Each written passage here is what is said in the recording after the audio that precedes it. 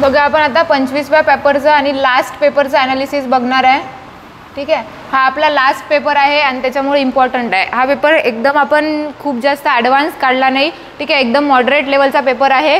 त्याच्यामुळे हा paper solve करताना तुम्ही याचा मार्क्स किती आले, स्कोअर किती आले याच्याकडे लक्ष न देता तुमचे जे 2-3 दिवसामध्ये कुठले फॅक्ट्स चुकत आहे त्या फॅक्ट्सवर जास्त लक्षात द्या आणि त्याचीच जास्तीत जास्त रिव्हिजन करा. ठीक आहे, आपण जे आहे ते वारंवार आयोगाने ज्या टॉपिकवर क्वेश्चन विचारले तेच टॉपिक लास्ट 3-4 पेपरमध्ये टाकलेले आहे. ठीक आहे, तर आपण पहिल्या पेपरचं ॲनालिसिस चालू करू.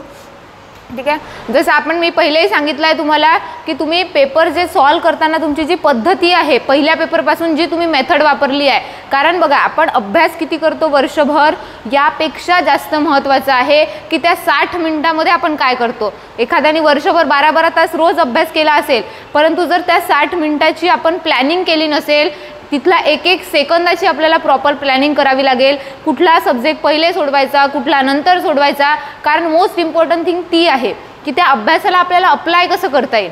ठीक आहे, आणि विदाऊट ॲप्लिकेशन तुमचं जे आहे ते रिझल्ट येणार नाही. ठीक आहे, तर त्याच्यामध्ये महत्त्वाचं काय डील काय आहे, 60 मिनिटात 100 क्वेश्चन आणि त्याच्यामुळे एक सेकंद जे आहे ते कसा वाचवता येईल, कुठला क्वेश्चन सोडवायचा, कुठला क्वेश्चन नाही सोडवायचा हे आपल्याला कळलं पाहिजे. आणि त्याच्याहीपेक्षा जास्त इम्पॉर्टंट हे आहे की बघा आता प्रत्येकाचा अभ्यास वेगळा राहणार आहे, प्रत्येकाचा जो आहे मेथड जी आहे ती वेगळी राहणार आहे आणि प्रत्येकाला कुठला सब्जेक्ट जमतो कुठला जमत नाही ह्या गोष्टी पण वेगळ्या, म्हणजे लू फॉल्स जे आहे ते सगळ्यांचे वेगवेगळे असणार आहे. त्याच्यामुळे मला जे येत नाही ते तुम्हाला येणार नाही असं होत नाही.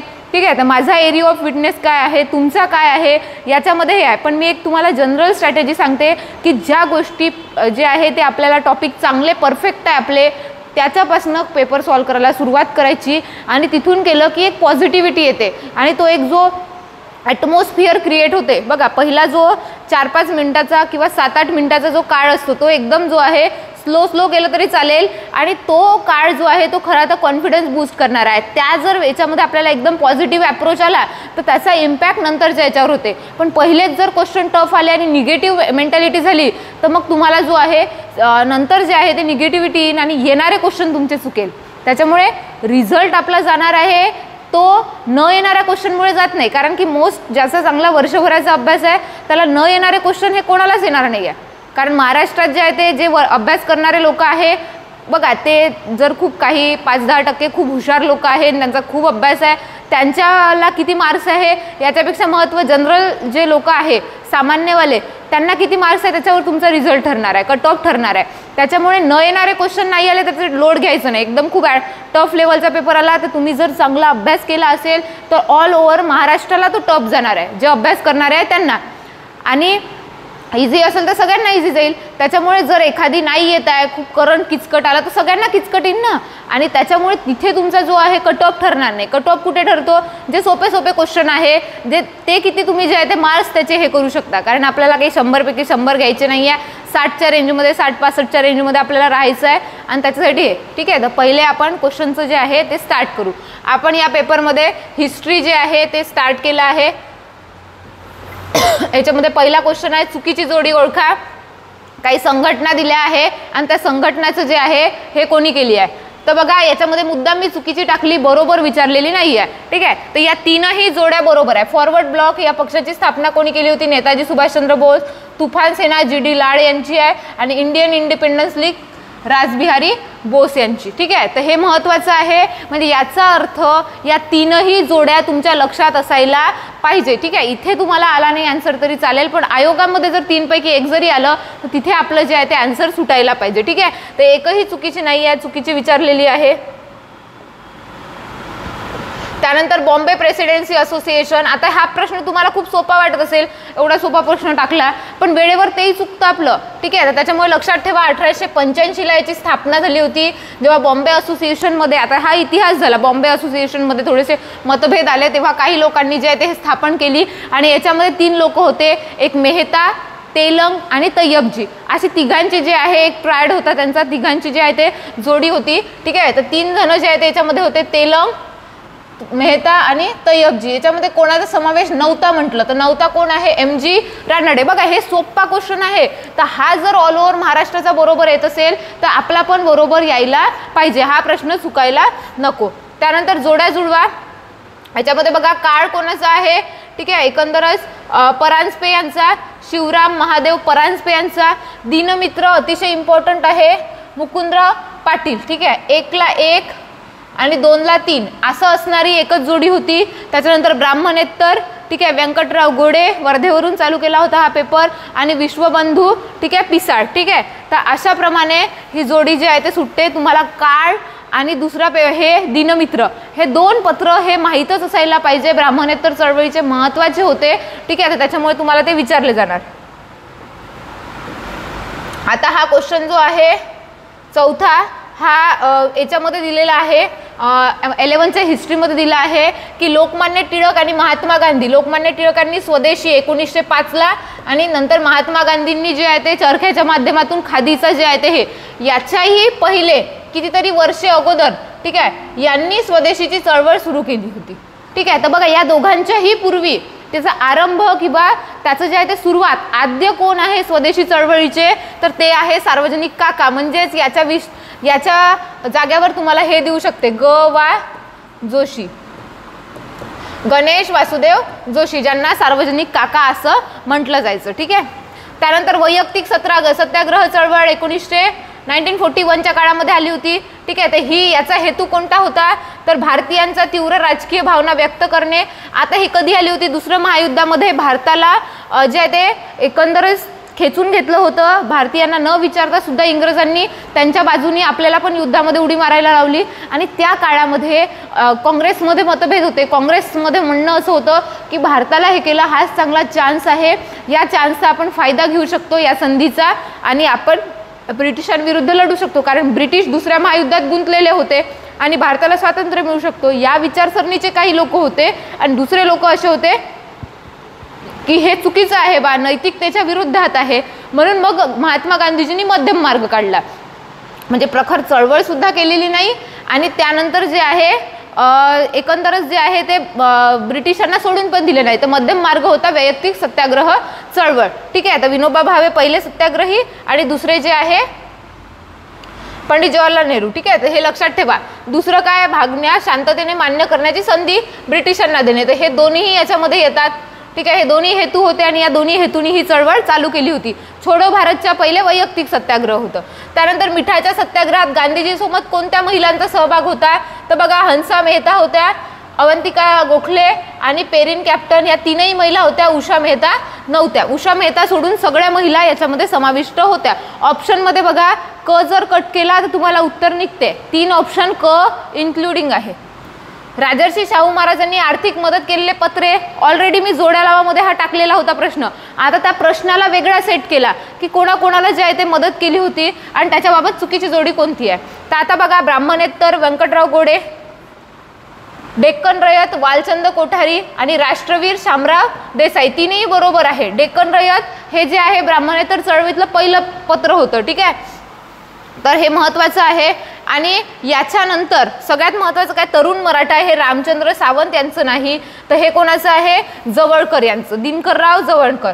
तरुण मराठा, कैवारी आणि तेज असे 3 पत्र हे यांचे आहे, दिनकरराव जवळकर यांचे, ठीक आहे. त्यानंतर ब्राह्मणेतरांची जी आहे ते पहिली राजकीय संघटना,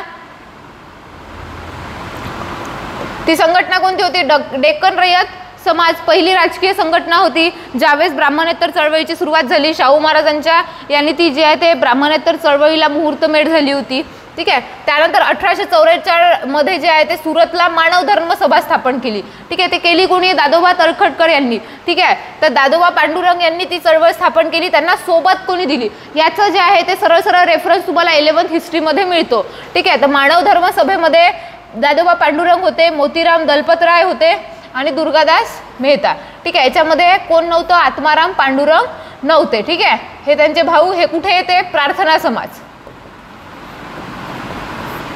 ठीक आहे. तर हे एक लक्षात ठेवा. दादोबा पांडुरंग यांची जेव्हा सुरतेला ट्रान्सफर झाली होती तेव्हा त्यांनी ही संघटना स्थापन केली होती. वारंवार मी मानव धर्म सभेवर त्याचे उद्दिष्ट काय, संस्थापक कोण, याच्यावर ऑलरेडी प्रश्न टाकले. आता आपला काय हे आहे की याच्यात कोणी कोणी जे आहे ते हे दिला होता, ठीक आहे. त्यानंतर मुंबई विद्यापीठ अस्तित्वात येण्यापूर्वी जे आहे ते कोणत्या महाविद्यालयाची स्थापना झाली, तर यापैकी नाही. याच्यापैकी विल्सन एल्फिन्स्टन दोघांचीही झाली होती. त्याच्यामुळे विद्यालयाच्या हे बॉम्बे विद्यापीठ आहे 1857ला याच्या वेळेस जेव्हा आलं तर त्या विद्यापीठाच्या पूर्वी कोणते होते, तर पूर्वी जे आहे हे दोन्ही होते. त्याच्यामुळे उत्तर याच्यामधून मिळत नाही, त्याच्यामुळे उत्तर याचं यापैकी नाही. मग राष्ट्रीय सभेच्या पहिल्या अधिवेशनाला 2 मुस्लिम प्रतिनिधी होते. बघा महाराष्ट्रातून जे 18 प्रतिनिधी गेले त्याच्यामध्ये 2 मुस्लिम होते. ठीक आहे, ते मुस्लिम कोण होते, आर्यम सयानी आणि एम धरमसी आहे, धरमसी. ठीक आहे, तर हे दोन्ही नावं लक्षात ठेवा. 2च आहे म्हणून विचारल, टोटल 18 कोण होते हे नाही विचारणार तुम्हाला, पण 2 आहे म्हणून ते विचारले जाईल. ठीक आहे, तर मुस्लिमांचे प्रतिनिधी होते. ठीक आहे, 2 होते, आर्यम धरमसी आणि आर्यम सयानी आणि एम धरमसी. त्यानंतर थिओसॉफिकल सोसायटीचं तत्व कोणतं नाही आहे, तर परमेश्वर सेवा हीच ईश्वर सेवा हे त्यांचं तत्व नाही, बाकी तत्व त्यांना लागू आहेत. ठीक आहे, 8चं स्टेट बोर्ड वगैरे वाचाल तर तुम्हाला हे भेटून जाईल. आता महात्मा ज्योतिबा फुल्यांच्या संदर्भात आहे. पहिला पुनर्विवाह बरोबर आहे. बालहत्या प्रतिबंधक गृहाची स्थापना केली. हंटर कमिशन पुढे साक्ष आणि कुळवाडी भूषण, कुळवाडी आहे हे, कुळवाडी भूषण ही पदवी स्वतःला लावून घेतली. वरीलपैकी सर्व ह्या सगळ्या ज्या आहेत ते गोष्टी त्यांच्याबाबत घडलेल्या आहे. ठीक आहे, तर ही गोष्ट लक्षात ठेवा. आणि तुम्हाला वारंवार सांगते, महात्मा ज्योतिबा फुले, छत्रपती शाहू महाराज, डॉक्टर बाबासाहेब आंबेडकर, त्यानंतर पंडिता रमाबाई असे जे लोक आहे यांच्यावर दरवर्षी प्रश्न पडतो. त्याच्यामुळे या वर्षी पडणार त्याच्यात काही नाही. आणि आयोग इतिहासामध्ये व्यक्तिविशेष प्रश्न जास्त विचारतात. त्यातही समतेच्या चळवळी, कामगार चळवळ, आदिवासी अस्पृश्य सुधारणा चळवळ आणि महिला सुधारणा या चळवळीच्या रिलेटेड असणारे जेवढे समाज सुधारक आहे ते विचारले जाणार. 1857च्या उठावास कारणीभूत काय काय झाले, वरीलपैकी सर्व घटक याला कारणीभूत होते. ठीक आहे, तर ते इम्पॉर्टंट आहे, हे सगळ्यांना माहिती आहे.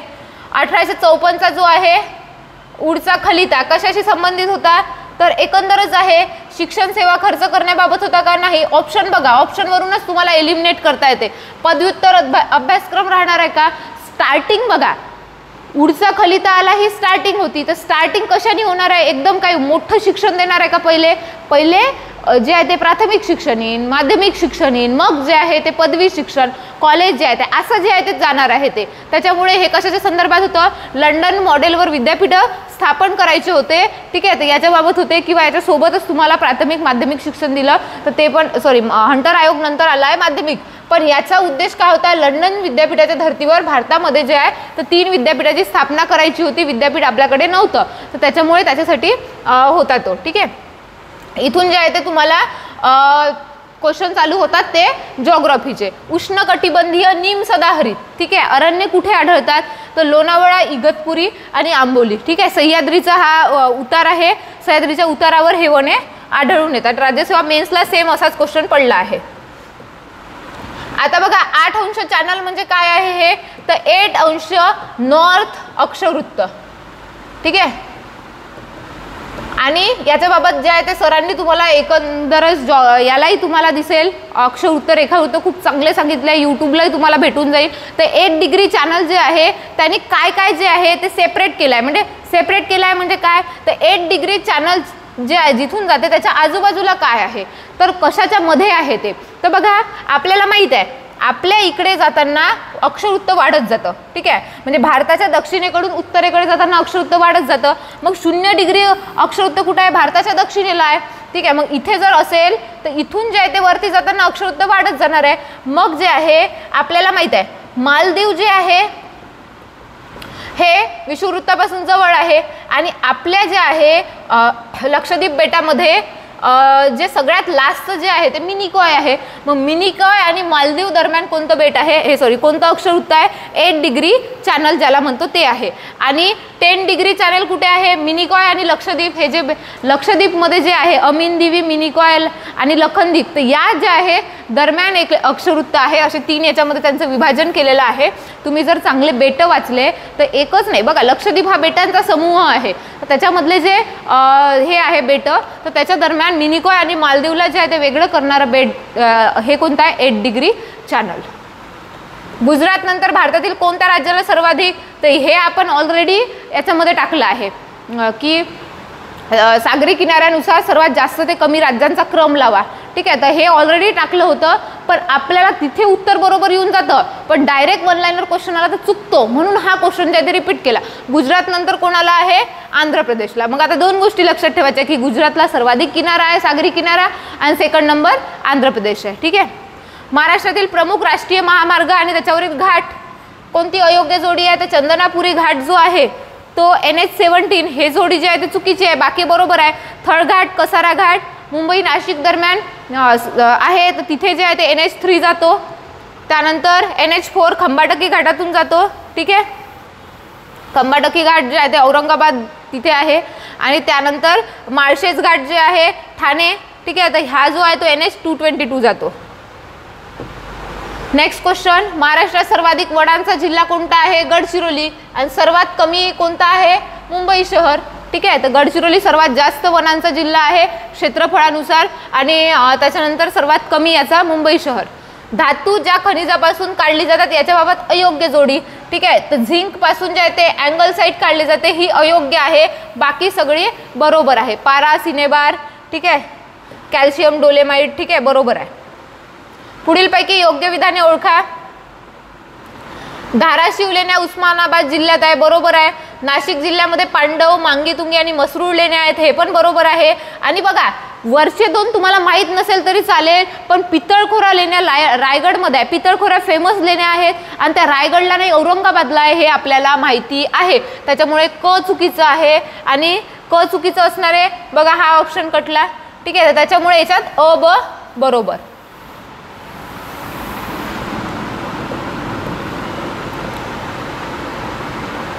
बघा, आदिवासी जमाती आहे, कोणत्या कुठे आढळते?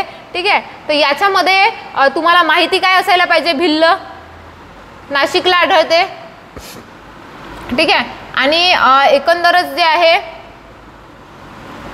दुबला जे आहे ते ठाणे, याप्रमाणे 2, 4, 3, 1 ही जोडी जे आहे ते बरोबर आहे. 2 नंबरचा ऑप्शन. खालीलपैकी विधाने अयोग्य नाहीत. अयोग्य नाहीत म्हणजे काय? योग्य आहेत. बघा, 20% साठे आहे खनिज, लोह खनिजाचे, बरोबर आहे. उत्तम प्रकारचे खनिज धारवाडी संघात आढळते, हे पण बरोबर आहे. आणि टॅकोनाईट आणि जांभा खडकात लोह खनिज आढळते. तर टॅकोनाईट हे आढळते कुठे? आपल्या पूर्व विदर्भामध्ये. आणि जांभा खडक आढळतो कुठं? रत्नागिरी, सिंधुदुर्ग. तर आपल्याला माहित आहे सिंधुदुर्गच्या रेड्डी बंदरातून लोह खनिजाची निर्यात होते, याचाच अर्थ तिथे लोह खनिज आढळतं. तर जांभा खडकात सिंधुदुर्ग जिल्ह्यामध्ये आढळतं, आणि टॅकोनाईट जे श्रेणी आहे ते कुठे आढळते? पूर्व विदर्भामध्ये. तर एवढ्या भागामध्ये लोह खनिज आढळतं, आणि हे तीनही जे आहे ते बरोबर आहे, अ ब क. ठीक आहे, इथं अयोग्य नाहीत म्हटलं म्हणजे चुकीची नाहीत म्हणजेच बरोबर आहेत, योग्य आहेत असं विचारलेलं आहे. त्याच्यामुळे अ ब क हे उत्तर बरोबर आहेत. त्यानंतर जिल्ह्यांची निर्मिती. ठीक आहे, हे आपल्याला माहिती आहे की एकंदरच 16 ऑगस्टला कोणता झाला याच्यावरून तुम्ही जे आहे ते लावू शकता. 16ला कोणता आहे? 2ला 2. ठीक आहे, याच्यावरून उत्तर जे आहे ते 1 नंबर.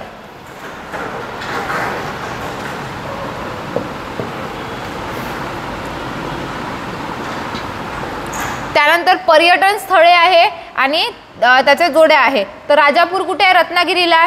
1ला 3 असणारा एकच उत्तर आहे. राजापूर जे आहे ते खूप साऱ्या गोष्टीमध्ये फेमस आहे.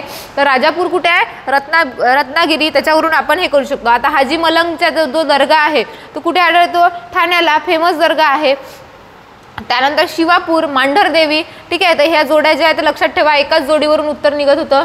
खालीलपैकी योग्य जोड्या निवडा. भीमा, इंद्रायणी, तुळापूर हे जे आहे ते संगम आहे, संगम स्थळ. कृष्णा पंचगंगेचा आहे. वर्धा वैनगंगा बरोबर आहे. प्राणहिता गोदावरी पण बरोबर आहे. परंतु कृष्णा पंचगंगेचा संगम कुठे आहे? ठीक आहे, नृसिंहवाडी, नरसोबाची वाडी ज्याला म्हणतो. ठीक आहे, तर तिथे आहे. त्याच्यामुळे ब जोडी चुकीची आहे, आणि ब चुकीचे असणारे ऑप्शन कट करायचे. उत्तर काय आहे? अ क ड. ठीक आहे, 2 नंबर. खालील भारतातील स्थलांतरित शेती. बघा, हे कालच मी याच्यावर ऑलरेडी वारंवार रिपीट केला आहे क्वेश्चन की बघा, आसाममध्ये झूम आहे, बरोबर आहे. हिमालयात खील. त्यानंतर आंध्र प्रदेशात पोळू. बघा, ओडिसाला कुमरी नाही आहे, कुमरी पश्चिम घाटात येते. त्याच्यामुळे ही जोडी जी आहे चुकीची आहे.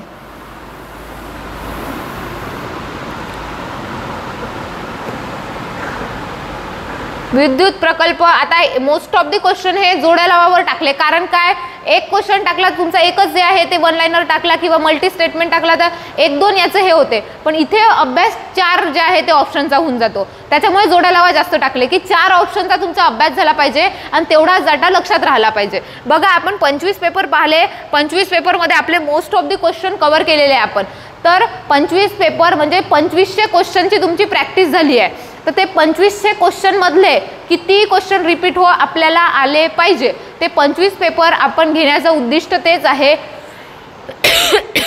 की एक पेपर सोडवायची प्रॅक्टिस झाली पाहिजे, तुमची स्ट्रॅटेजी बिल्ड झाली पाहिजे, कॉन्फिडन्स बिल्ड झाला पाहिजे आणि त्यानंतर जे आहे ते क्वेश्चनची जे आहे ते रिव्हिजन झाली पाहिजे. ठीक आहे, याचं उत्तर जे आहे 3 नंबर आहे, विद्युत प्रकल्प आणि त्याचे जोड्या. ठीक आहे, तर याच्या बाबत पवना जे आहे ते पुण्याला आहे आणि त्याच्यावरूनच उत्तर निघतं.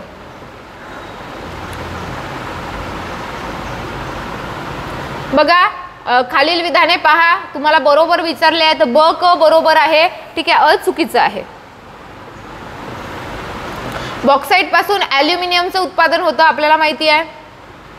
आता बघा इथे जे आहे तुम्हाला सरळ सरळ इकोचे क्वेश्चन चालू होते. 9वी पंचवार्षिक योजना, पहिले तर आपल्याला माहिती पाहिजे 9व्या पंचवार्षिक योजनेचा कार्यकाळ कोणता आहे. बघा 8वी पंचवार्षिक योजना सगळ्यांना पाठ आहे, ती 92 ते 97 दरम्यान होती आणि या सगळ्या याच्यातलं 8वी महत्त्वाची काय, कारण 8वी मध्ये LPG मॉडेल आला आहे, त्याच्यामुळे 8व्या पंचवार्षिक योजनेत छोट्या छोट्या ज्या गोष्टी घडल्या आहे त्या सगळ्या गोष्टी पाठ पाहिजे, त्याच्यावरून उत्तर निघते. बघा 9वी पंचवार्षिक योजनेचा कार्यकाळ कधी असेल मग 97 ते 2002. आता तुम्हाला माहिती आहे 2002 म्हटलं 97 म्हटलं की इथं फेमा कायदा आला, पोखरणची अणुचाचणी झाली दुसरी 98ला. ठीक आहे, त्यावेळेस जे आहे अटल बिहारी वाजपेयींच्या काळामध्ये, आणि सर्व शिक्षा अभियान आलं 2000चं. मग काय नाही झालं तर मिड डे मील स्कीम, माध्यान्ह आहार योजना, मग ही कधी झाली तर 1995ला, 15 ऑगस्ट 1995ला त्याचं भारतीय स्तरावर जे आहे मिड डे मील स्कीम, माध्यान्ह भोजन आहार योजना, साध्या शब्दामध्ये जे शाळेमध्ये जे प्राथमिक शाळेत खिचडी भेटते, दुपारचं जेवण मिळतं ते, तर ही जी योजना आहे हे कधी 95ला आली. मग 95चा कार्यकाळ कोणत्या याच्यात येते, 92 ते 97, आणि या काळात कोणती योजना होती, 8वी, त्याच्यामुळे 9व्या योजनेत येतं का नाही. मग 95ला आलेले कोणते कार्यक्रम आहे आणि त्यानंतर जे आहे 8व्या योजनेतल्या कोणत्या 8व्या पंचवार्षिक योजनेत कोणत्या स्कीम्स आलेल्या आहे, शासनाचे कोणते प्रकल्प आले आहे ते आपल्याला पाठ पाहिजे. ठीक आहे, आर्थिक नियोजनाचा समावेश कोणत्या सूचीमध्ये येतो तर समवर्ती सूची. आणि पुढीलपैकी कोणती शिखर संस्था शेतमालाचा आंतरराज्यीय निर्यात व्यापार वाढवण्यासाठी, बघा आंतरराष्ट्रीय आणि हे निर्यात व्यापार वाढवण्यासाठी स्थापन करण्यात आलेली आहे. ठीक आहे, तर हे तुम्हाला माहिती पाहिजे. बघा का टाकलाय हा क्वेश्चन, तर आयोग रँडमली असा क्वेश्चन टाकतो ज्या वित्तीय संस्था आहे किंवा ऑर्गनायझेशन आहे ॲज रिलेटेड ॲग्रिकल्चर किंवा इतर क्षेत्राशी संबंधित, तर त्याच्यावर एक क्वेश्चन असतोच आयोगाचा. ठीक आहे, तुम्हाला कधी सहकारी बँका विचारेल, कधी नबार्ड विचारेल, कधी जे आहे ते एक्झिम बँक विचारेल, तर त्याच्या संदर्भात माहिती पाहिजे. त्याच्यामुळे हे कोण आहे, नाफेड. ठीक आहे, कृषीचं जे आहे विपणन करणारी किंवा कृषी मालाचं जे आहे ते व्यापारासाठी प्रोत्साहन देणारी यंत्रणा कोणती असेल तर नाफेड आहे. ठीक आहे, आता इथे ट्रायफेड म्हटलंय, तर ट्रायफेड कशाच्या रिलेटेड आहे, ट्रायबलच्या आहे. ठीक आहे, तर आदिवासींचं जे आहे, आदिवासींच्या ज्या वस्तू आहे त्याच्या संदर्भात त्याचं जे आहे ते विपणन करणारी जे आहे यंत्रणा ही कोणती आहे, ट्रायफेड आहे. ॲगमार्क तुम्हाला माहित आहे कृषीच्या याच्यासाठीचं जे ट्रेडमार्क ज्याला म्हणतो ते ॲगमार्क आहे, त्याच्यामुळे इथे येतं काय, नाफेड.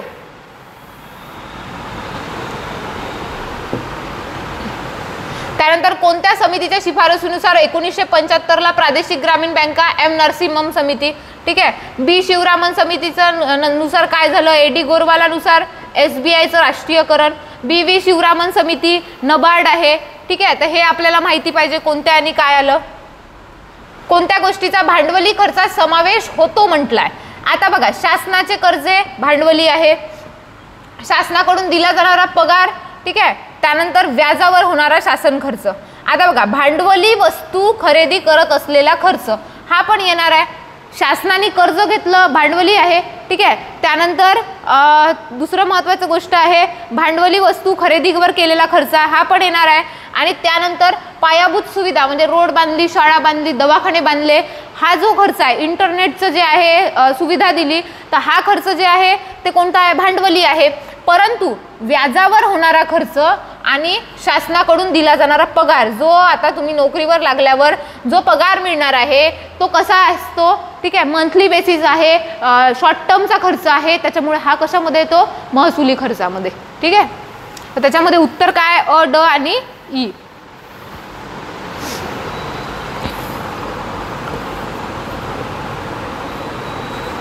बघा तेंडुलकर समिती आहे, एकंदरच तेंडुलकर समितीची आकडेवारी आयोगाने स्वीकारलेली होती, सॉरी भारत सरकारने स्वीकारलेली होती. आणि तुम्हाला वारंवार सांगितलं आहे तेंडुलकर समिती पाठ करून ठेवा.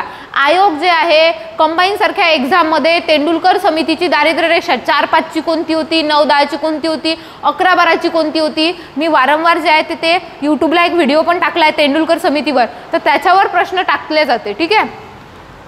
ग्रामीण आणि शहरी भागासाठी दारिद्र्य रेषेची व्याख्या काय होती बघा. 816 रुपये कुठे पाहिजे होते, MPC ग्रामीण भागामध्ये. बघा पहिले ग्रामीण आहे म्हणून पहिले 816 आणि शहरी भागात जास्त लागणार आहे. ग्रामीण भागात कमी खर्च असतो, लॉजिक आहे, ग्रामीण भागात कमी खर्च असतो, शहरी भागात जास्त असतो, त्याच्यामुळे ग्रामीण भागात 816 आणि शहरी भागात 1000 रुपये. आता 972 1407 हे कोणाची होती, ही रंगराजनची होती. रंगराजन समितीने जास्त जे आहे ते दारिद्र्य रेषे सांगितली होती. ठीक आहे. तर हे एक लक्षात ठेवा. ऑलरेडी हे एक्सप्लेन केलं आहे मी, एक यूट्यूबला लेक्चर आहे त्याच्यामध्ये.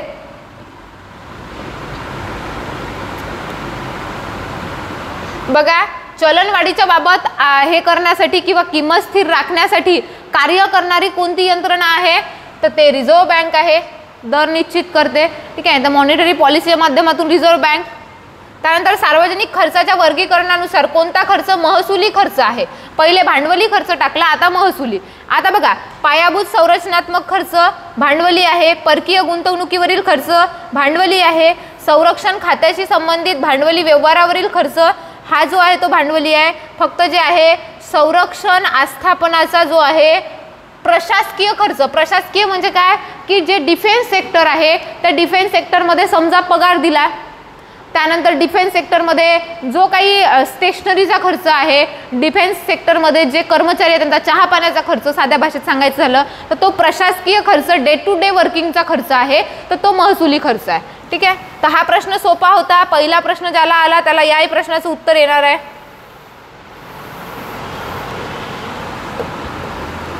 WTOची स्थापना 1 जानेवारी 1995 झाली, त्याच्यामुळे इथे 94 वाले ऑप्शन ऑलरेडी कटतात. ठीक आहे. मग करार कोणता होता, मराकेश होता, डंकेल नाही. खालीलपैकी कोणती विधाने बरोबर आहेत, व्यक्तीच्या उत्पन्नावर आकारला जाणारा कर आहे म्हणजे वैयक्तिक आयकर.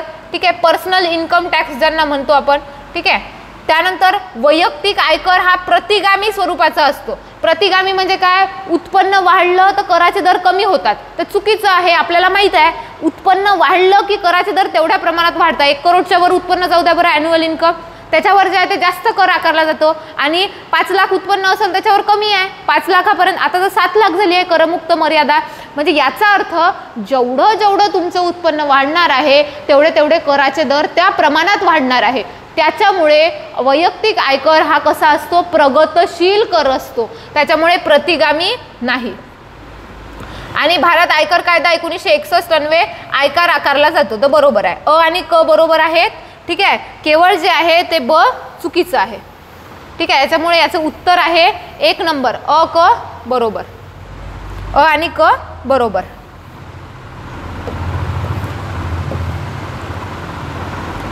बघा ह्या सगळ्या योजना क्रमाने लावायच्या होत्या. ह्या आहे अ व कड. 34ची विश्वेश्वरय्या आहे, काँग्रेस 38 आहे, बॉम्बे योजना त्याच्यानंतर आहे आणि सगळ्यात शेवटी सर्वोदय योजना आहे. योग्य जोड्या जुळवा. नबार्डचा कायदा कधी आला, सेबीचा कायदा कधी आला, याच्या बाबतच्या ज्या आहे ते ह्या होत्या. आणि MRTP कायदा सगळ्यांना माहित आहे. MRTP कायदा कधी आलाय, 1969ला. 3ला 2 असणार, एकच 3 ऑप्शन आहेत. ठीक आहे. त्याच्यानंतर नबार्डचा कायदा कधी आहे, ठीक आहे, 82ला. सेबीचा कायदा कधी आहे, सेबीचं वैधानिक दर्जा दिला 92ला. त्यानंतर जे आहे MRTP 69 आणि बँकांचं दुसरं राष्ट्रीयकरण 1980ला. याच्याप्रमाणे याचं उत्तर आहे 2 नंबर. ठीक आहे, सोपा प्रश्न होता हा आणि माहीत असायला पाहिजे. महत्वाचे हे जसं MRTP 1969ला आहे, आपल्याला हे पण माहिती पाहिजे की स्पर्धा कायदा कधीचा आहे, तर 2002चा स्पर्धा कायदा पण लक्षात, कॉम्पिटिशन ॲक्ट त्याच्या जाग्यावर आला होता. आता मौद्रिक धोरणाची उद्दिष्टे कोणती, तर पैशाची तटस्थता, किमती आणि विनिमय स्थिरीकरण, हे त्याची जे आहे ते उद्दिष्ट आहे. ठीक आहे, ॲट दी लास्ट आलं आणि तुम्हाला मी लास्टपर्यंत प्रत्येक पेपरला एलिमिनेशन सांगितलेलं आहे. वारंवार आता तेच रिपीट करणार नाही. तुम्ही ऑप्शन वाचा, ऑप्शनवरून तुम्हाला कळतं. आता तुम्ही सेट झाले असणार की एलिमिनेशन कसं काय असतं. तर याच्यामध्ये बघा, शिक्षण, आरोग्यावरील सुविधा हे काही मौद्रिक धोरणाचं उद्दिष्ट राहणार आहे का? पूर्ण रोजगार, आर्थिक वृद्धी हे नाही आहे. आणि कारण की पूर्ण रोजगार, आर्थिक वृद्धी हे कोणाचं जे असू शकते, राजकोषीय धोरणाचं. आणि पायाभूत सुविधांचा विकास हे पण नाही आहे. मग कोणतं राहणार आहे? किंमत आणि विनिमय स्थिरीकरण, एक्सचेंज आणि प्राइसची स्टॅबिलिटी आली पाहिजे, हे MPC ठरवत असते, मॉनिटरी पॉलिसी. ठीक आहे, आता काही समित्या आहे कर सुधारणेसंबंधीच्या, टॅक्स रिफॉर्मच्या कमिट्या आहे. याच्यामध्ये कोणती समिती कशाच्या रिलेटेड आहे? आता बघा, वांछू समिती आहे, प्रत्यक्ष कराच्या रिलेटेड होती, अला ड. ठीक आहे, त्यानंतर एलकेझा समिती सगळ्यांना माहिती आहे, अप्रत्यक्ष कराच्या संबंधी आहे.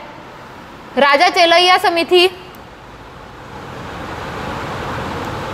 राजा चेलैया समिती जी आहे ती कोणत्या संबंधी आहे? सगळ्यात फेमस समिती 1991ची आली आहे.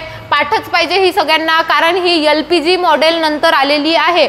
म्हणजे भारतामध्ये ज्या फायनान्शियल सेक्टर रिफॉर्म झालं, इकॉनॉमिक रिफॉर्म झालं, त्याच्यानंतर आलेली कमिटी आहे राजा चेलैया, त्याच्यामुळे महत्त्वाची आहे. आणि राज समिती जी आहे ते कृषी करासंबंधी आहे. तर असं उत्तर काय आहे? 1 नंबरचं.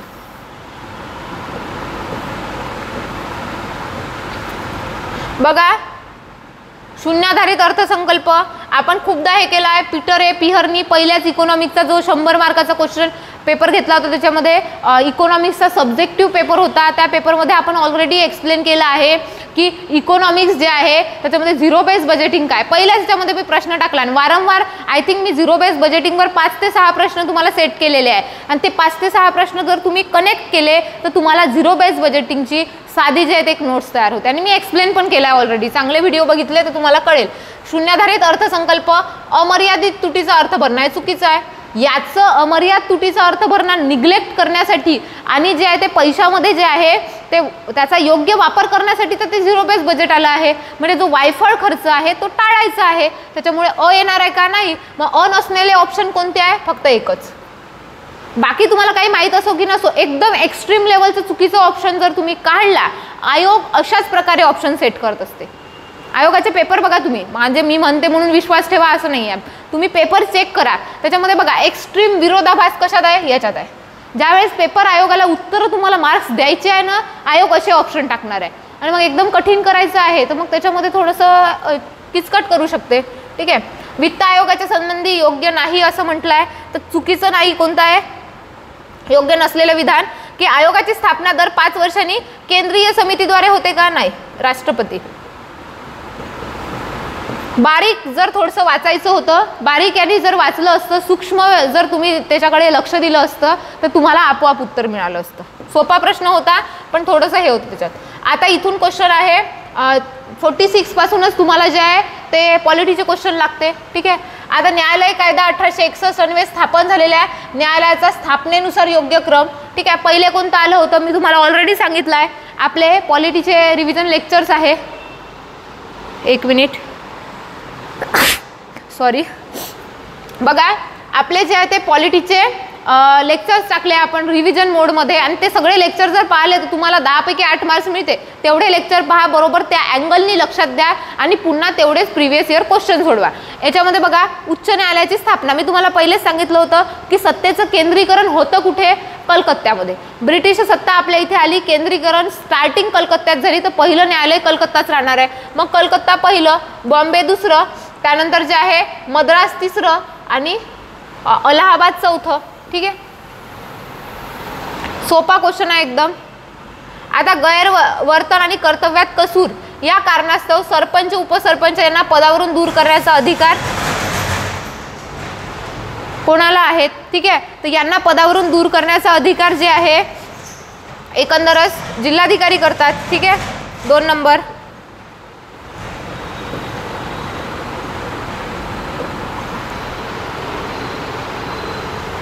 त्यानंतर योग्य जोड्या जुळवा.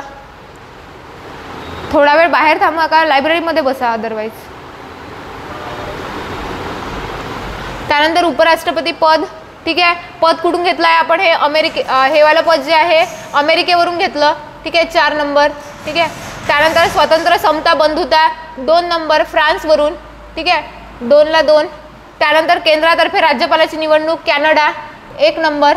आणि त्यानंतर कायद्याने स्थापित पद्धती जपान. म्हणजे याचं उत्तर काय 1 नंबर, ठीक आहे. ते ठीक चुकीनं 4 नंबर झाला आहे, त्याचं उत्तर जे आहे ते 1 नंबर आहे. त्यानंतर कलम 243 याच्यामध्ये बघा उत्तर आहे 3 नंबर.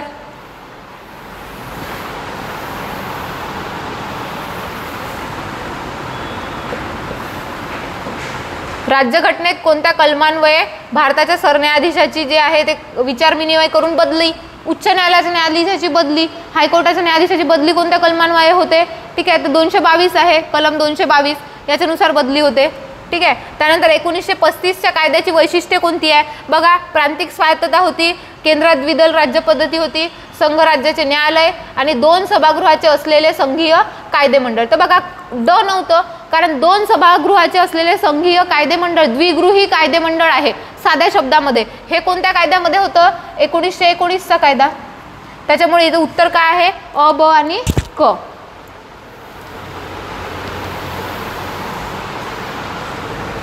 त्यानंतर अनुसूचित आणि आदिवासी क्षेत्रे यांच्या प्रशासनाबाबत भाग 10 आहे आणि कलम 244 आहे. भाग 10 कलम 244, ठीक आहे.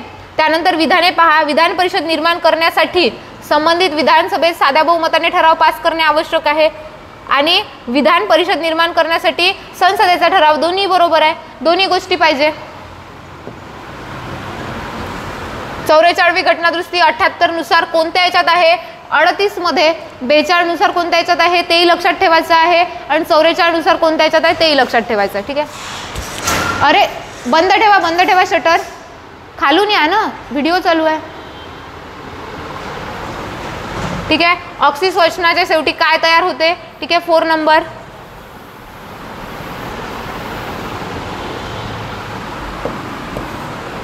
ठीक आहे. सायन्स आहे आता 57चं 3 आहे, ठीक आहे. 58 जे आहे 4 नंबर. त्यानंतर 59 4 नंबर.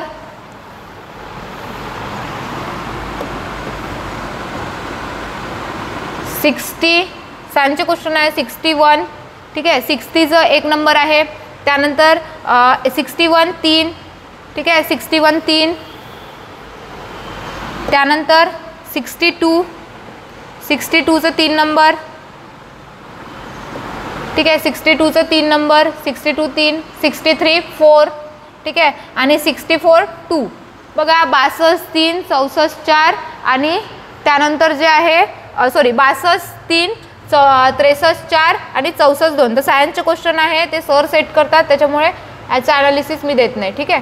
65चं 3, ठीक आहे. 66 3.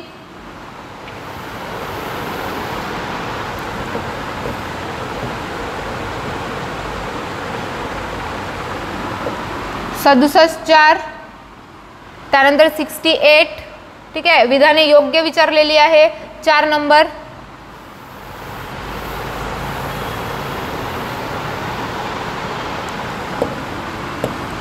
त्यानंतर 69 2, ठीक आहे. 70 3 नंबर, ठीक आहे. याच्यानंतर 71 पासून आपले रिझनिंगचे क्वेश्चन स्टार्ट होतात, मॅथ्स रिझनिंग, ठीक आहे. तर हे आपण सॉल्व करू. बघा एका वर्गात इंग्रजी या विषयात 30% विद्यार्थी नापास झालेत, विज्ञानात 45% विद्यार्थी नापास झालेत. या दोन्ही विषयात पास, बघा दिलं काय आहे नापास, ठीक आहे. विचारलं काय आहे पासचं, ठीक आहे. 40% आहे. तर दोन्ही विषयात नापास झालेल्या विद्यार्थ्यांची संख्या 150 असेल तर विचारलं काय एकूण विद्यार्थी किती. सोपा प्रश्न आहे. तुम्हाला माहिती आहे का एका वर्गात इंग्रजी विषयात नापास झालेले, ठीक आहे. नापास किती आहेत 30%. म्हणजे याचा अर्थ पास किती असणार आहे 70. आपण जर 100 कन्सिडर केले तर पास असणारे किती आहे ठीक आहे 70.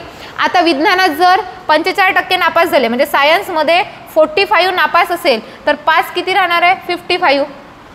मग आता याच्यामुळे काय म्हटलंय दोन्ही विषयात पास झालेले किती आहे 40%. आता हे आपल्याला माहित आहे जर 40% विद्यार्थी दोन्ही विषयात पास झाले आणि आपल्याला माहित आहे इंग्रजीत पास झालेले 70 आहे म्हणजे या 70 मध्येही हे 40% इन्क्लूड असेल आणि या 55 मध्ये 40% इन्क्लूड असेल. म्हणजे आपण जे पहिल्याप्रमाणे जे आहे ते काढत होतो तशाच प्रमाणे काढायचं. मग पासची टक्केवारी एकूण किती आहे 70 अधिक 55. ठीक आहे याचं होते 125. त्याच्यामधून दोन्ही विषयात पास झालेले मायनस करावे लागेल कारण ते दोन्ही विषयामध्ये दिलेले आहे. ठीक आहे तर हे किती आहे 40. मग उरले किती 85. म्हणजे याचा अर्थ 85 विद्यार्थी जे आहे ते काय आहे पास झालेले आहे. मग हे जर पास झालेले असेल तर नापास झालेले किती असणार आहे 50%. ठीक आहे कारण 100 मधून 85 गेले तर 15 उरतात. मग 50% काय म्हटलं आहे नापास झाले आणि नापास झालेल्या विद्यार्थ्याची संख्या किती आहे 150.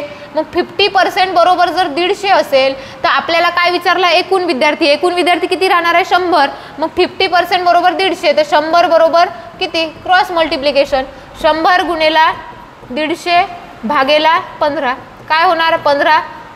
ठीक आहे 10 आणि 100 दुनी 100 गुणेला 10 केलं तर 1000. सोपा प्रश्न होता थोडासा घुमून फिरून विचारला.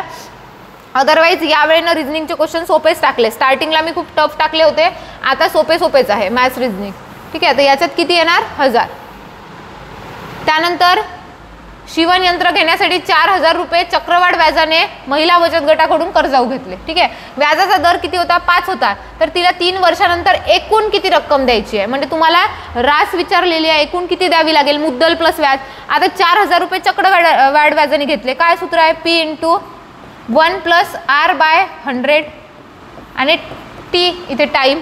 ठीक आहे आता 4000 रुपये आहे गुणेला 1 अधिक व्याजाचा दर किती आहे 5/100 आणि टाइम किती आहे 3 इयर. ठीक आहे आता याचं हे काढून घ्यायचं पहिले ब्रॅकेट सॉल्व करायचं आपला रूल आहे. ब्रॅकेट काय होईल 5 × 1 = 5 5 × 20 100. ठीक आहे आता 20 नी याचं जर उत्तर काढलं तर 20 × 1 = 20 आणि अधिक काय होते इथे 1 होते. ठीक आहे आता म्हणजे 21/20. ठीक आहे याचं असंच आहे ना 20 × 1 = 20 इथे गुणाकार असतो नेहमी. ठीक आहे या संख्येचा छेदामधल्या संख्येशी गुणाकार असतो आणि अंशामधल्या संख्येशी प्लस होत असते हा मॅथ्सचा रूल आहे. मग आपल्याला माहित आहे 4000 रुपये आहे. ठीक आहे ते किती 3 वर्षासाठी आहे म्हणून 21/20 हा जो हे आहे किती वेळा घ्यायचं 3 वेळा. ठीक आहे आता याचा जर हे काढलं तर 3 3 जे आहे ते 0 कटून जातात. ठीक आहे मग याचा जे आहे ते गुणाकार करायचा इथे येणार 8. ठीक आहे वरती 4 गुणेला 21 गुणेला 21 गुणेला 21 याचं जर कॅल्क्युलेशन केलं भागाकारात 8 तर ते किती येणार 4630.50. ठीक आहे 4 गुणेला 21चा जो आहे तो क्यूब काढून घ्यायचा आणि भागाकारात 8 करायचे. तेवढ्या याचं जर कॅल्क्युलेशन केलं तर आपोआप 4630.50 एवढं तुमचं उत्तर येते. रास विचारली आहे म्हणून तुम्हाला जे आहे ते लिहायचं आहे. त्यांनी जर नुसतं व्याज विचारलं असतं तर 630.50 आलं असतं. ठीक आहे पहिल्या 2 नळाने एक पाण्याची टाकी 12 आणि 8 तासात पूर्ण भरते परंतु तिसऱ्या नळाने 3 तासात काय होते रिकामी होते. म्हणजे याचा अर्थ 2 नळांनी पहिले भरते असं म्हटलंय. मग आपण घेऊ का 1/12. मी तुम्हाला सांगितलंय लसावी घेऊनच उत्तरं काढायची आहे. पहिलेच सांगितलंय 1/8. ठीक आहे 2 नळांनी भरते म्हणून प्लस करायचं. ठीक आहे त्याच्यानंतर काय होऊन राहिलं नळाने रिकामी होते म्हणून मायनस करायचं. ठीक आहे याचं जे आहे ते सरळ सरळ लसावी काढून घ्यायचा. लसावी काय येणार आता. ठीक आहे 12 जे आहे ते 12 दूनी 24 12 मध्ये या तीनही संख्येचा भाग जात नाही पण 24 मध्ये जातो ना 24. मग 24चं काय होईल 12 दूनी 24 मग 1 गुणेला 2 होईल 2 अधिक 8 त्रिक 24 3 वजा 6 काय होईल 6 चौक 24. मग असं करायचं 2 आणि 3 काय होतात 5 5 वजा 4 4/24. ठीक आहे 5 वजा 4/24. आता याचं उत्तर काय तर 1/24. म्हणजे याचा अर्थ एका तासामध्ये जे आहे ते 24 भाग भरते आपल्याला पूर्ण भरलेली पाहिजे म्हणून याला उलट करायचं म्हणजे उत्तर काय येईल 24 तास.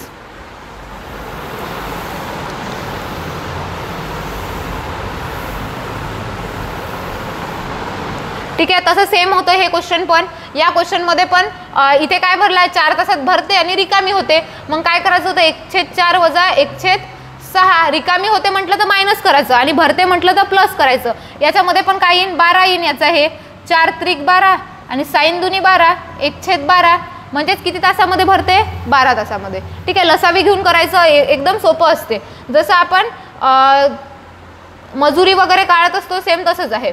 108 किलोमीटर वेगाने जाणारी 400 मीटर लांबीची एक रेल्वे गाडी, एक बोगदा. आता बघा रेल्वे बोगदा म्हटलं तर बोगद्याला स्वतःची लांबी आहे. रेल्वे बोगद्याची लांबी दिली आहे का इथे नाही, म्हणून बोगद्याची लांबी काय घ्यायची x. ठीक आहे, 30 सेकंदात ओलांडते.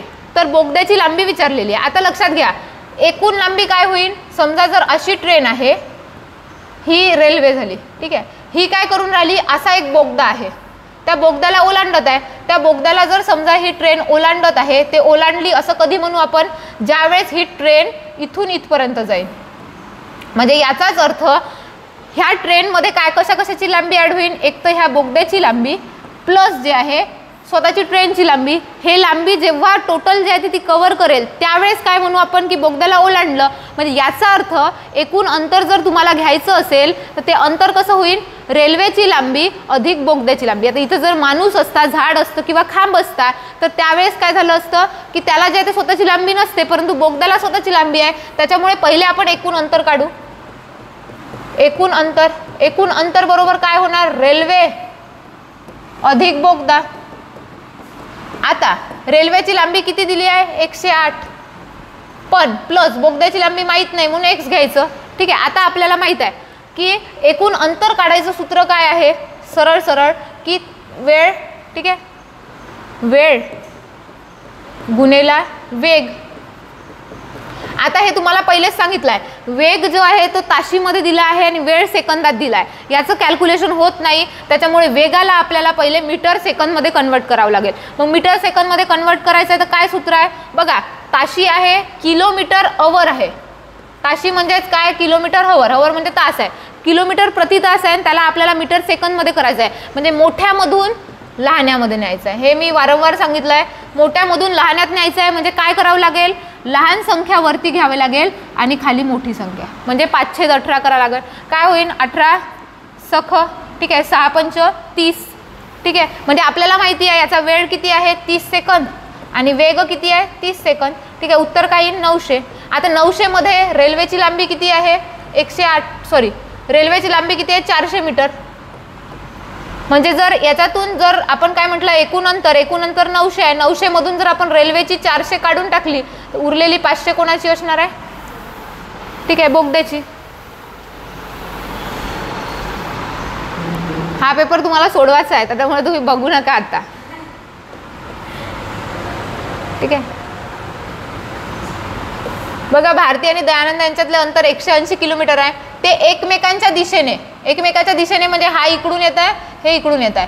ठीक आहे, 10 किलोमीटर व 20 किलोमीटर वेगाने धावू लागले तर ते किती तासात एकमेकाला ओलांडेल. साधं आहे अंतर, हे जे आहे ते टोटल अंतर 180 किलोमीटर आहे. दोघंही एकमेकाच्या दिशेने येत आहे म्हणजे ऑपोजिट डायरेक्शननी येत आहे. तर वेगाची काय होईल, हा जेवढा अंतर चालेल तर हा थांबून थोडी राहणार आहे, दुसरा येणारा तो पण तेवढं अंतर चालणार आहे. म्हणजे याचा अर्थ वेगाची ॲडिशन होईल.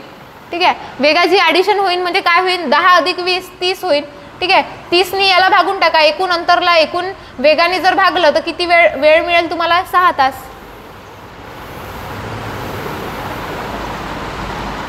ठीक आहे, रमाने एक घर दलालामार्फत विकले आहे. दलाली दिल्यावर तिला 2,80,000 रुपये मिळाले. दलाली 30% होती. साधं आहे, एक घर तिने जे आहे ते विकलं. ठीक आहे, ते विकल्यावर जे दलाली जे आहे ते मायनस केली त्याच्यानंतर तिला 2,80,000 रुपये भेटले. दलाली 30% होती. म्हणजे समजा आपण त्या घराची किंमत 100 ठरवू, त्या 100 मधून तिनं 30% दलाली दिल्यावर तिला किती भेटले 70%. 70% म्हणजे किती आहे 2,80,000. आपल्याला काय विचारलं आहे, त्या घराची विक्री किंमत किती असणार. विक्री किंमत किती समजली आपण 100. तर आपल्याला 100 बरोबर किती काढायचं आहे. 30% दलाली दिली आहे, दलाली मायनस करून तिला 2,80,000 भेटले. ठीक आहे, ते किती होते 70%, कारण 30% तिने दलाली ऑलरेडी देऊन दिली आहे. म्हणजे तिची मूळ विक्री किंमत किती असणार आहे. ठीक आहे, ते काढायचं आहे. विक्री किंमत किती असेल, मग 70% बरोबर 2,80,000. तर 100 बरोबर किती? ठीक आहे, तर किती राहणार ते? 4 लाख. क्रॉस मल्टिप्लिकेशन करायचं. 100 गुणेला 2,80,000 भागेला 70. 70 चौक किती होईल? 280. ठीक आहे, म्हणजे 4000 येईन गुणेला 100 बरोबर 4 लाख.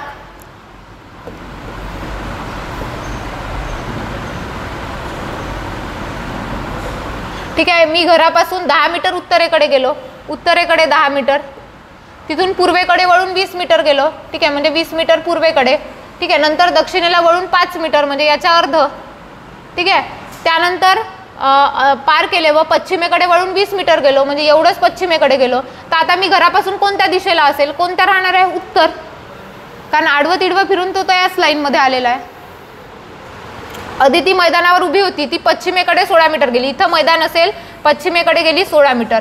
नंतर दक्षिणेकडे 12 गेली. ठीक आहे, 12 दक्षिणेकडे. ठीक आहे, मूळ ठिकाणापासून ती आता किती अंतरावर आहे? किती अंतरावर आहे हे काढण्यासाठी आपल्याला काय करावं लागेल? पायथागोरसचं प्रमेय. म्हणजे याचा अर्थ 16चा वर्ग अधिक 12चा वर्ग.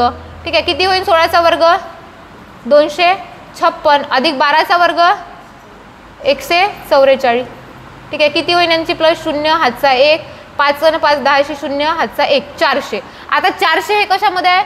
वर्गमुळात आहे. म्हणजे याचा अर्थ याचं वर्ग काय येईल? 20 मीटर. म्हणजे अंतर काय असेल? 20 मीटर. सोपं असते. ठीक आहे, फक्त आपल्याला तेवढ्या वेळात आलं पाहिजे. सोपेच गणित राहते आणि आपण सोप्यालाच आपल्याला टाइम मिळत नाही. आता बघा, 5 मुली रांगेत अशा बसल्या आहेत की रीटा ही उजव्या बाजूस आहे. ठीक आहे, आता इकडून लेफ्ट साइड असते, आपण लिहितो तिकडून, आणि इकडून राईट साइड असते. रीटा कुठे आहे? उजव्या बाजूस आहे. रीटा नंतर सीता तिच्या डाव्या बाजूस आहे. सीता तिच्या डाव्या बाजूस आहे. ठीक आहे, गीता ही लीनाच्या डाव्या बाजूस आहे. गीता कुठे आहे म्हटलंय? लीनाच्या. आणि मीना ही लीनाच्या डाव्या बाजूस परंतु गीताच्या उजव्या बाजूस आहे. ठीक आहे, आता बघा इथे काय म्हटलंय? गीता ही लीनाच्या डाव्या बाजूस आहे. आपण याच्यामध्ये हे घेऊ की गीता ही लीनाच्या, आपण इकडे सेट करून घेऊ. गीता काय आहे? लीनाच्या डाव्या बाजूस. आता लीना इथे असेल तेव्हाच तिची लेफ्ट साइड कोणती आहे? या साईडची. म्हणजे ती जी आहे ते लीनाच्या डाव्या बाजूस झाली गीता. ठीक आहे, मीना काय म्हटलं आहे? लीनाच्या डाव्या बाजूस. मीना जी आहे ते लीनाच्या डाव्या बाजूस आहे परंतु गीताच्या उजव्या बाजूस आहे. म्हणजे याचा अर्थ गीताच्या उजव्या बाजूस मीना येईल आणि ती लीनाच्या डाव्या बाजूस येईल. म्हणजे याचा अर्थ गीता आणि लीनाच्या मधात कोण आहे? मीना आहे. म्हणजे इथे आपण ठेवू लीना या ठिकाणी येईल, त्यानंतर मीना या ठिकाणी येईल आणि गीता इकडे. बरोबर, ऑप्शनमध्ये सॉरी याच्यामध्ये जे तुम्हाला कंडिशन दिल्या आहे त्या फुलफिल होतात. ठीक आहे, असं जर म्हटलं तर मध्यभागी कोण बसलाय? मध्यभागी आपण जर विचार केला तर कोण बसलाय? लीना.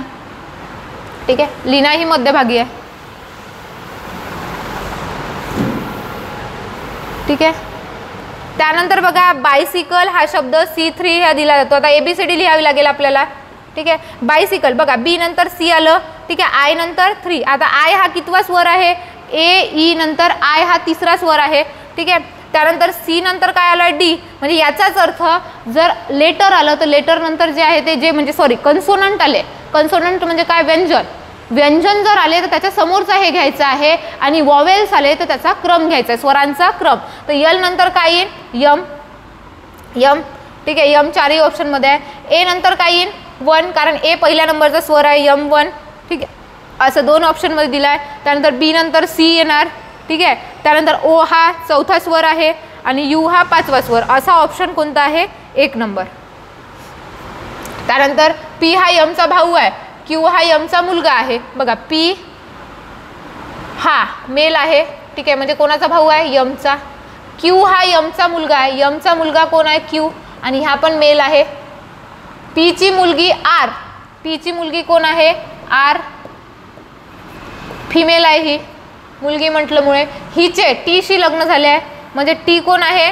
पीचा जावई. आणि टी शी लग्न झाले आहे म्हणजे हा मेल असेल, फिमेलचं मेल सोबत. ठीक आहे, तर यम आणि यस या बहिणी आहेत. यम आणि यस या काय म्हटलं आहे? फिमेल. दोघी बहिणी आहे, या बहिणी आणि हा भाऊ. ठीक आहे, ही पण फिमेल आहे. तर तुम्हाला काय म्हटलं आहे? यसचे क्यूशी नाते काय? यसचे क्यूशी नाते काय? यस ही क्यूची कोण लागणार? मग जर यस क्यू हे जे आहे क्यू हा कोण आहे, यमचा मुलगा आहे आणि यस ही यमची बहीण आहे. मग यमच्या मुलाचा म्हणजे ह्या यम ह्या बाईचा मुलगा क्यू आहे आणि तिची बहीण त्याची कोण लागेल तर मावशी. आईची बहीण कोण होणार, मावशी. ठीक आहे. दोन भावंडाच्या आजच्या वयाचे गुणोत्तर 4:5 आहे. आणखी 10 वर्षांनी गुणोत्तर 6:7 होईल. तर मोठ्या भावाचे 15 वर्षानंतरचे वय किती, साधं आहे. आजचं गुणोत्तर आहे म्हणजे याचा अर्थ 4x असेल आणि याचं वय किती असेल 5x. आपल्याला किती विचारलं आहे, 10 वर्षानंतरचं गुणोत्तर दिलं आहे. 10 वर्षानंतर किती होईल, 6:7. क्रॉस मल्टिप्लिकेशन 28x अधिक 70 बरोबर 30x अधिक 60. ठीक आहे. उरले किती, 2x बरोबर जे आहे 70 वजा 60 10 म्हणजे x बरोबर 5. x ची व्हॅल्यू 5 असेल. आपल्याला काय विचारलं आहे, मोठा भाऊ. मोठा भाऊ म्हणजे 5x वाला असणार. 4x पेक्षा 5x मोठे आहे ना, म्हणजे मोठा भाऊ 5x वाला असेल. 5x म्हणजे किती झालं आजचं वय, 5x म्हणजेच काय झालं 5 गुणेला 5. x ची व्हॅल्यू 5 आहे ना, म्हणजे किती आलं 25. मग आजचं वय 25 असेल तर 15 वर्षानंतरचं वय किती राहील, 15 प्लस करा 40.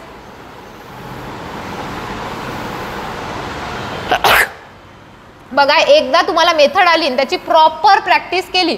ठीक आहे. एकदा मेथड येणं गरजेचं आहे. मेथड आली आणि प्रॉपर प्रॅक्टिस केली तर तुमचे आन्सर येतात. ठीक आहे. फक्त त्याच्यासाठी गरज काय, प्रॅक्टिसची. आणि आपलं कसं असतं, मॅथ रिझनिंग एकदा आलं वा असं व्हिडिओत सांगितलं किंवा मी सांगितलं किंवा कुणी क्लास लावले तर नुसतं क्लास लावल्याने होत नाही. मॅथ्स रिझनिंग त्यालाच येतं जो प्रॅक्टिस करतं. बाय प्रॅक्टिस हे खूप जास्त प्रॅक्टिस करावी लागते, तेव्हा आपोआप तुम्हाला उत्तरं यायला लागतात. ठीक आहे. आणि कमी वेळात येतात.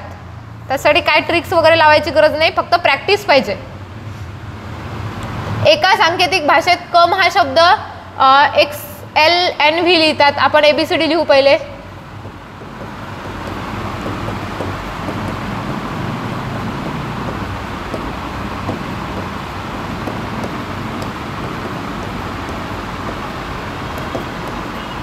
ठीक आहे. आता कम हा शब्द कसा लिहिला आहे, x म्हणजे C साठी x आला आहे. C साठी x बघा, म्हणजे हे एका खालचे घेतले आहे. तर तसं ULFI कसा येईल, U साठी काय आले असेल F. ठीक आहे. U साठी F. ठीक आहे. F असणारे 2 ऑप्शन आहे. त्यानंतर L साठी काय यायला पाहिजे, O म्हणजे FO. ठीक आहे. FO असणारा एकच ऑप्शन आहे. ठीक आहे. हे एका खालचे घेतलेले आहे. खालीलपैकी आता इथे जे आहे ते करंटचे क्वेश्चन चालू होतात. ठीक आहे. करंट सोपीच आहे. ठीक आहे. योग्य विधाने निवडा. दोन्ही योग्य आहे. महाराष्ट्राचे राज्यगीत म्हणून कोणी जे आहे ते महाराष्ट्र माझा हे गीत मान मिळाला आहे. एकदम महत्त्वाचं आहे हा प्रश्न. महाराष्ट्र गीताला जे आहे ते गीत म्हणून मान मिळाला आणि तो कोणाचं गीत आहे, श्रीनिवास खळे यांचं महाराष्ट्र माझा गीत. ठीक आहे. त्यानंतर पंडित बिरजू महाराज हे कोणत्या क्षेत्राशी संबंधित होते, 2 नंबरचं उत्तर कथ्थकशी. ठीक आहे. राष्ट्रपती चित्रपट पुरस्काराबाबत अयोग्य जोडी कोणती आहे, सर्वोत्कृष्ट बाल कलाकार हे आकाश ठोसर. हे चुकीचं आहे, बाकी सगळं बरोबर आहे. 3 नंबरचं. ठीक आहे. 90चा ऑप्शन आहे 1 नंबर. ठीक आहे. त्यानंतर 91 2. ठीक आहे. 92 3. 93 3. त्यानंतर 94 4. 95 2. 94 4 95 2. 96 2. 96 2.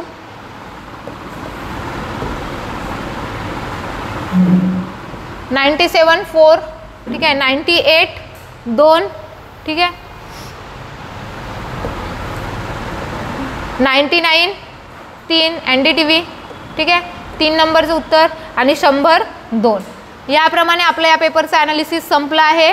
ठीक आहे. याच्यामध्ये तुम्हाला जे आहे ते सिम्पली एकच आहे की लास्ट पेपर आहे, स्कोअरकडे लक्ष देऊ नका, कॉन्फिडन्स मेंटेन ठेवायचा आणि आतापर्यंत आपण इमानदारीनं प्रॅक्टिस केली असेल तर आपल्याला पेपरमध्ये येणार आहे. ठीक आहे. आणि जेव्हा कधी आपण वाचलं असेल ट्रस्ट करायचं आपल्या माइंडवर. ठीक आहे. आपण कधी ना कधी जर वाचलं असेल, त्याला रिवाईज केलं असेल, ते आपोआप आठवतं पेपरमध्ये. ठीक आहे. कधीही वाचलेलं असू द्या, तुम्हाला ते आपोआप आठवतं. ठीक आहे. तर याच्याबाबत जे आहे ते पॉझिटिव्ह राहायचं, हेल्थकडे लक्ष द्यायचं आणि प्रॉपर जे आहे ते पेपर सॉल्व करायचा. ठीक आहे. बाकीचं आता इथे आपले पेपर लास्ट खतम झालेले आहे. 25 पेपर संपले आहे. आपण एखादी व्हिडिओ वाटल्यास पेपरच्या अगोदर एक जे आहे ते पेपर कसा सोडवायचा काय याच्या बाबत टाकून देऊ. ठीक आहे. थँक्यू.